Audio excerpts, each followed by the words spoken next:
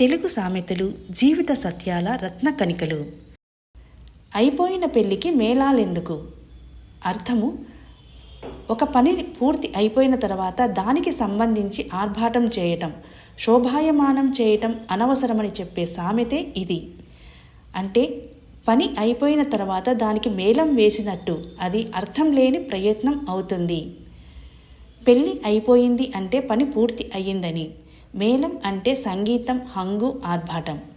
పని పూర్తి అయిన తర్వాత ఆర్భాటం చేయటం విలాసం లేదా వ్యర్థం అని సూచిస్తుంది. అవసరం లేని ప్రయత్నం చేసినప్పుడు లేదా తీర్మానమైన విషయాన్ని మళ్ళీ చర్చించినప్పుడు ఈ సామెతను ఉపయోగిస్తారు. ఉదాహరణకు, ఆ ప్రాజెక్టును ఇప్పటికే రద్దు చేశారు, ఇప్పుడు దాని గురించి మాట్లాడటం అయిపోయిన పెళ్ళికి మేళాలెందుకు అన్నట్లుంది.